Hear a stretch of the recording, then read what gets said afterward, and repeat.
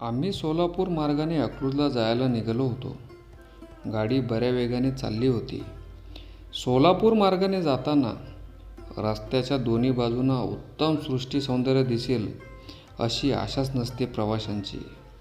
तरी पण सकाळची सुरेख वेळ होती आणि बरळ माळरानेसुद्धा सौम्य दिसत होते. मध्येच कुठे एकाएकी उभे असलेले बाभळीवरील कोतवाल पक्षी, तर कुठे पंचरंगी पाखरे निवांत बसलेली दिसत होती. मध्येच आमच्यासोबत असलेले गृहस्थ म्हणाले, ही बघा नंदीवाल्यांची पाले. मी डाव्या खिडकीतून पाहत होतो. उजवीकडे पाहिले तर खरेच माळावर पाखरांचा तबा उतरावा तशी पाले उतरली होती. काही नाही तरी 100-125 पाले असतील. मुले माणसे हिंडत होती. कोणी हुशार चित्रकाराने निसर्गचित्र रंगवल्यासारखी ही नंदीवाल्यांची वस्ती आकर्षक दिसत होती. सुगीच्या दिवसात आमच्या गावी येणारा काळा कोट आणि जरीकाठी रुमाल बांधलेला नंदीवाला मला आठवला. जानेवारी महिना सरता आला आणि शाळूची पिके निघू लागली की एखादा सकाळी गुबू गुबू गुबू असा आवाज कानावर येई. गावठी सनई वाजे. दाराबाहेर येऊन पाहावे तर 2-3 नंदीवाले दिसत.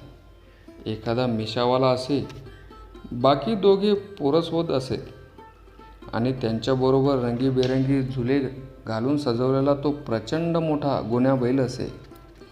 तेव्हा गीर, हरियाणा वगैरे बैलांच्या जातीसंबंधी माहिती नव्हती.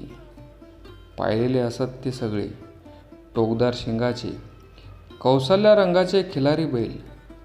त्यामुळे हा हत्तीसारखा प्रचंड ढवळा बैल, त्याची गोल शिंगे, काळेभोर नाक पाहिले की अवते ओढणारा हा साधासुधा बैल नाही, खरेच नंदी आहे असे वाटे.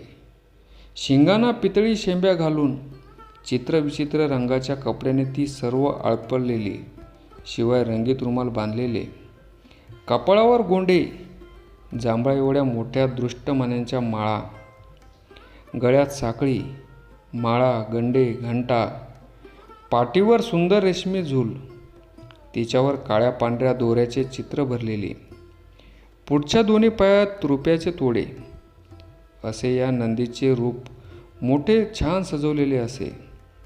पिपाणी वाजू लागे, डफडे वाजू लागे. हळदी कुंकवाने माखलेले पुढचे दोन्ही खूर घेऊन नंदीबैल दारात आला की कोणी सवासनं घरातून येई आणि त्याच्या पायावर पाणी ओतून हळदीकुंकू वाई. काळ्या वर्णाचा आणि कानात सोन्यांची बिगबाळी घातलेला नंदीवाला हेल काढून म्हणे, अरे माझ्या गुण्या बैला, पाटील साहेबांनी हे साला बरं गेलं, मोरचं चांगलं जाईल का. यावर गुण्या बैल होय होय अशी मान हलवी. त्यावेळी त्याच्या गळ्याची पोळी हले, मोठे वशिंड हले, शिंगांना आणि गळ्यात बांधलेल्या घंटा वाजत. ती भली मोठी शिंगे, ते मोठे थोरले तोंड हल्ले की मोठा आणि खराखुरा आशीर्वाद मिळाला असे वाटे.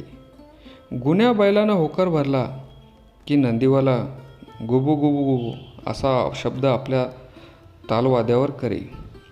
लोकांचा वेढा लगेच भोवती पडे. पोरे टोरे आणि मोठे माणसेसुद्धा नंदीकडे कौतुकाने बघत राहत. अरे माझ्या शंभूशंकराच्या बैला, औंधा गावावर काही आपत आहे का. प्लेग, महामारी, तापसर असा काही घाला येईल का. मान हलवून नंदी नाही नाही म्हणे आणि मोठ्याने ओरडून नंदीवाला सांगे, नाही म्हणतो, नाही नाही म्हणतो, गुबू गुबू गुबू. पाटलाला आणि सगळ्या गावकऱ्यांना बरे वाटे. हे काय वेळ चाले.